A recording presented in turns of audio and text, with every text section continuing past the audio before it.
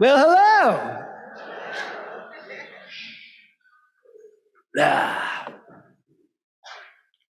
I am so happy to be here with you today. Thank you for joining me in this divine communion where we get to lift our consciousness, where we get to find that place within ourselves that can grow, learn, and be awesome, right? Because we all get to be awesome. So today my talk is called Excellent. And I'm calling it that because I want to talk about excellence. And you may have noticed, it's probably not just me, that there's a lot of mediocrity in the world.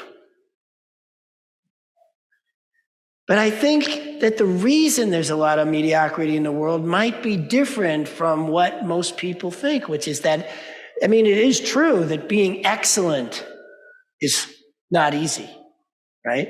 It takes that little extra, doing that extra. But I think sometimes there are some things about becoming excellent that can really get in our way of us thinking that it's even possible. And so those are the things I want to address today.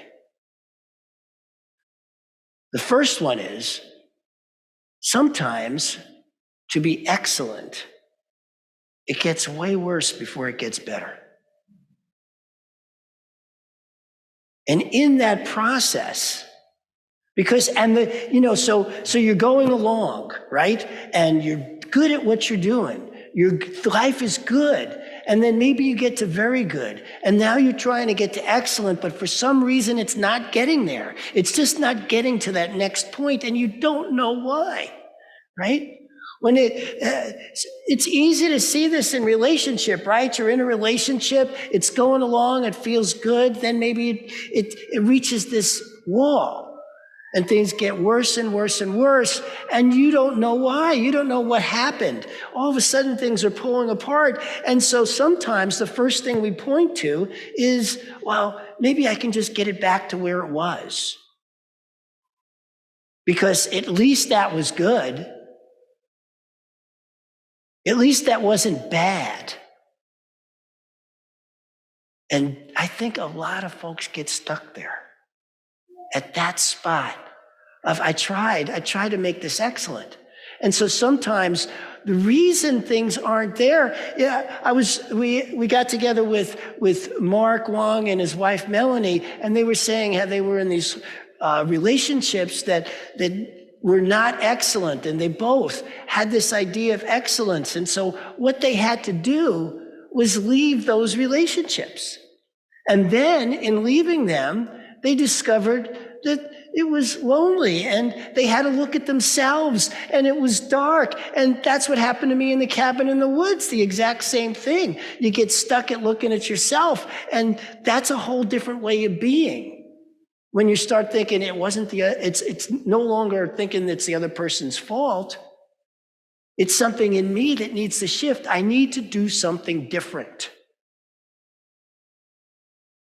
And when they did that, they discovered a whole new relationship. They found each other and they held a stand for excellence, and then they got to excellent. They have an excellent relationship. That is so cool, right? But it's from going through that spot of where things can feel really hard. One of the things that's happening around here, some of us are reading a book called Good to Great. Maybe you've heard of it. And one of the more interesting parts of that book for me in all these companies was the way they had to shift what they were doing to something completely different, and how things got worse before they got better. One of the examples is a company called Walgreens, which is a drugstore in the United States.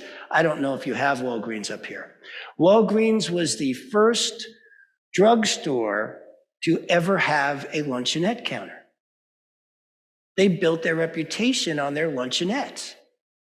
And back in the 70s, their luncheonettes were making 60% of their profits.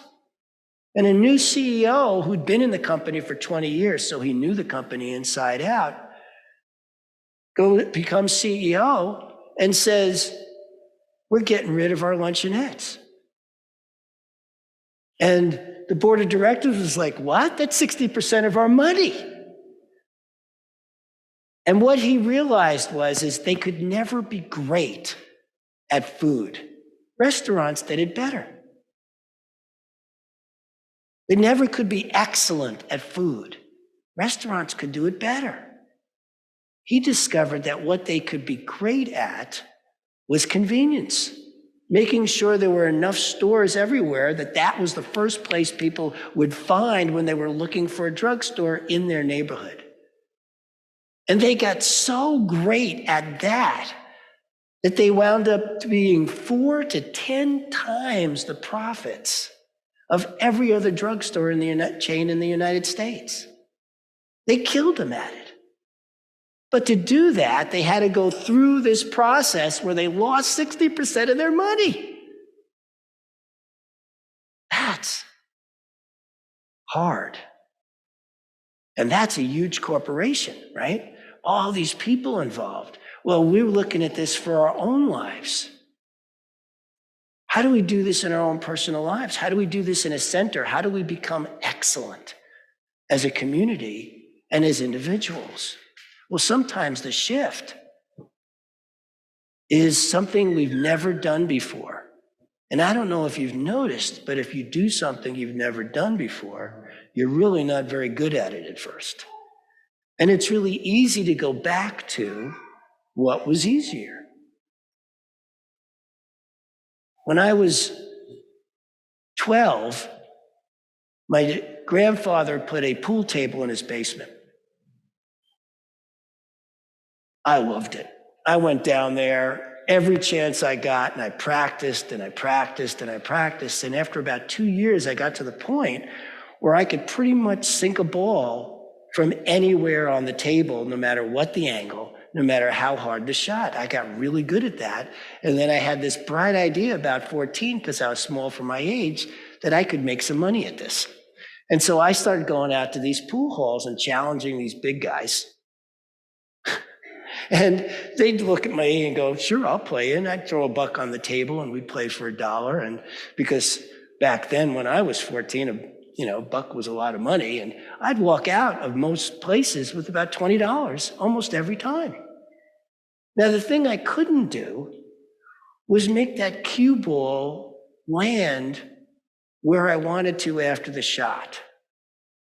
And I noticed that there were guys who were really excellent at that was the next step in being excellent, was being able, what's called English, is you knock the cue ball and get it to after your shot, and it winds up to making your next shot even easier.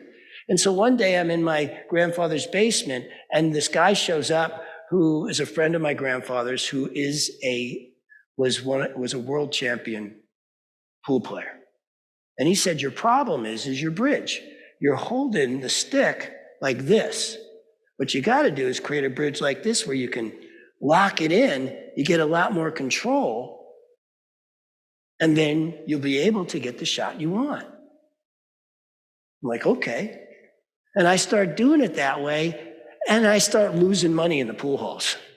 I no longer could make the shots. My game got bad, and I'm starting to lose money, and this is not good for a 14-year-old or a 15-year-old.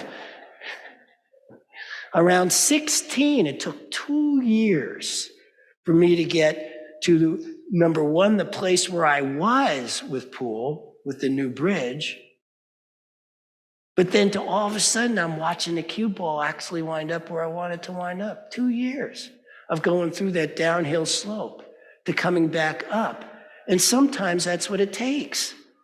That's what we got to go through, is that downhill slope. And that's the hardest part. And that's where this teaching is so phenomenal. Because we have a teaching that says, our good is here now. This is leading us to the place of excellence. This is leading us to have a life that is glorious, that is full, that is flourishing, that is rich. That we get to have that, but maybe we got to change the way we've been doing things to get there.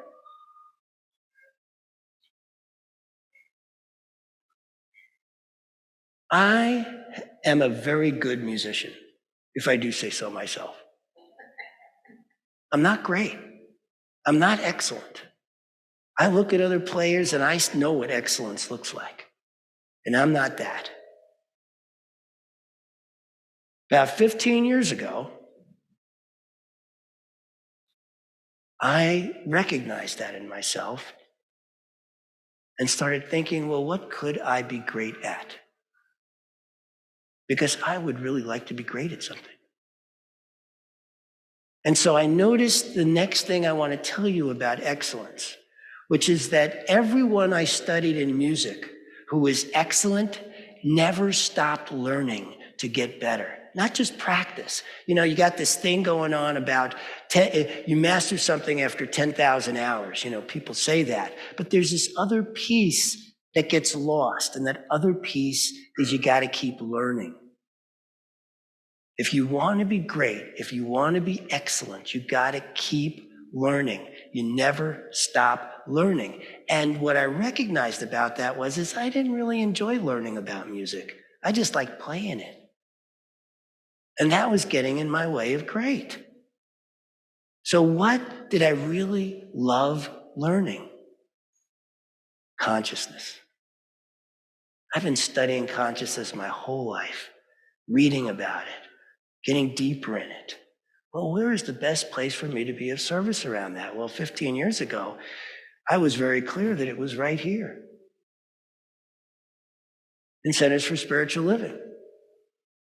And that's what got me on the road to ministry, besides my very Jewish mother saying, you ought to be a minister.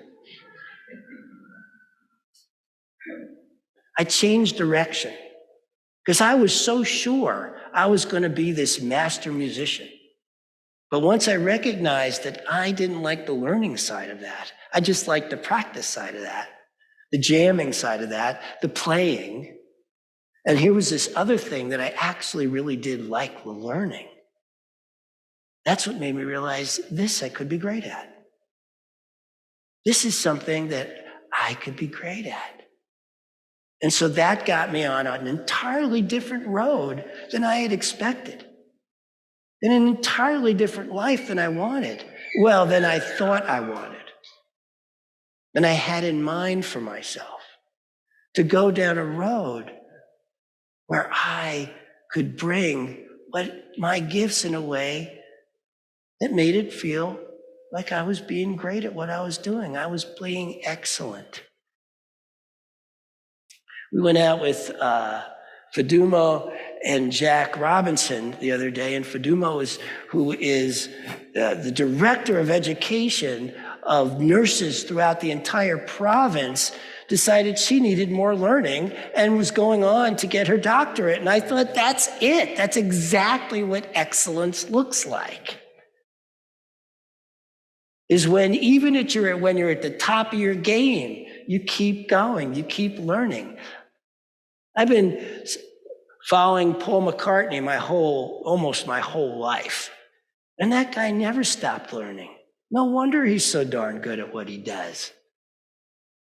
He's constantly learning and studying and seeing what else is going on out there in a way that I really had no interest in music, but have a very large interest in when it comes to our consciousness. I'm now in a class on spiral dynamics for ministry.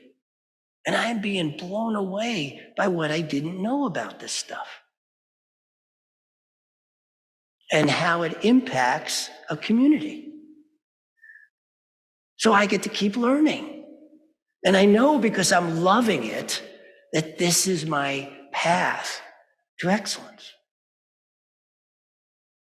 And so I want you to know that that's yours too.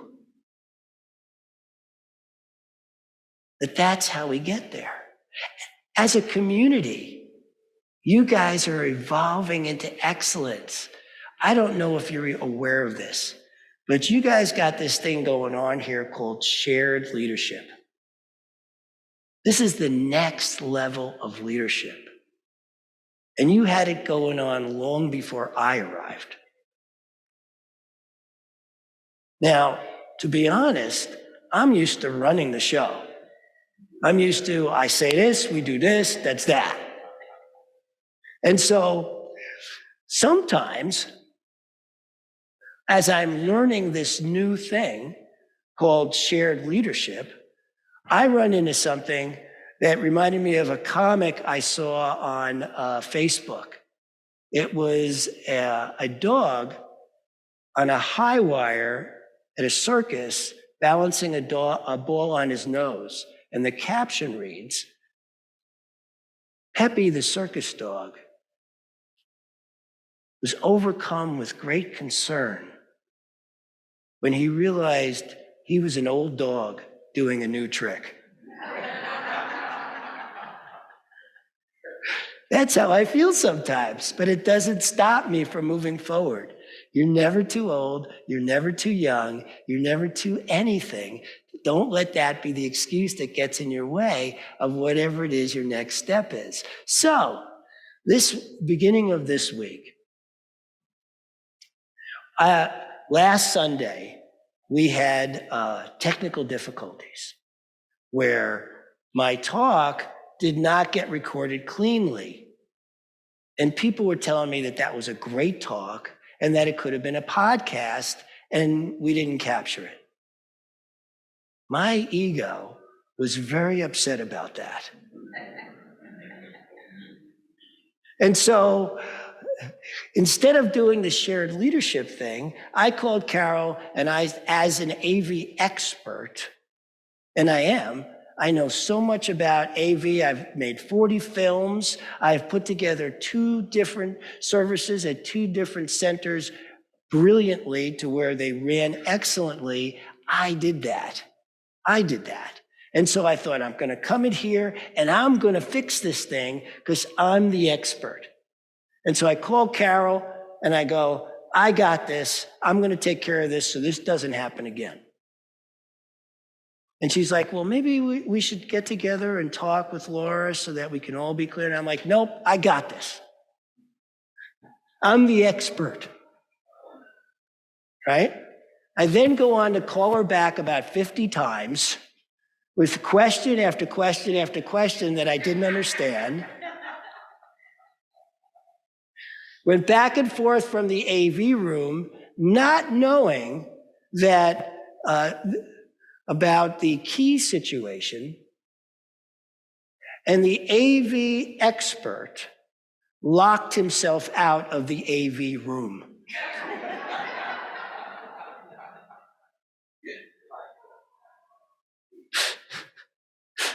It was at this point that I started laughing, because that's what I do. I'm very good at laughing at myself. In fact, I think I'm excellent at that, laughing at myself. And realized that shared leadership is way better than what I had in mind here. I'm going to be doing talks for at least 52 to 100 to 200 Sundays. One talk is not near as important as the larger experience of this higher level of leadership we call shared leadership that clearly I have more to learn about. And so I called up Carol and I said, we need to have a meeting, you, me, and Laura, so that I can learn more about shared leadership. Because I want to be excellent. And every time I discover something I don't know, I want to go know that. And they got it going on. This center, you guys have this going on. So this is brilliant and is why I am so certain of the excellence and greatness that this center represents, which makes me so proud to be here with you guys. So I'm getting together with them on Tuesday to learn more.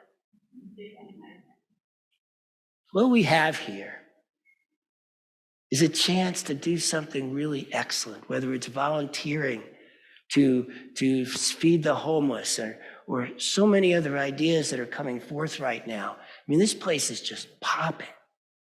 You are involved in something here that is popping. I am lucky enough to be involved here in something that's popping. You know, I came here with the idea that we need to change the name of Science of Mind to Science of Heart. I'm out with Maureen on a coffee date, and she's like, you know, it really is both. you really need to have science of heart and mind. And I realized she's right. It takes both. And it's great to be open, right? Because that's the other thing about excellence. You got to stay open.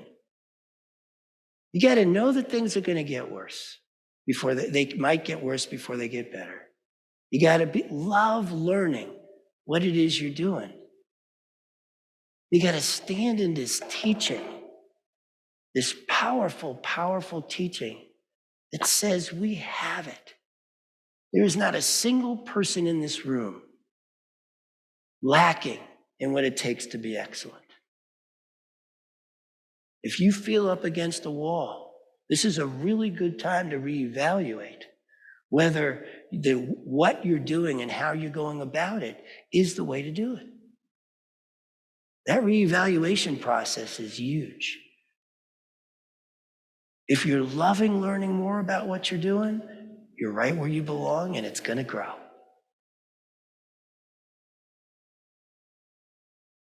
This is extraordinary. I know that I get to be great. I get to be excellent. I know that you get to be great, get to be excellent. This is what we get to have together. Because this center is magnificent. Something wonderful is happening here. And I am so grateful to be a part of it. And I am so grateful that each of you are a part of it. Let us celebrate in this together. Thank you. I love you.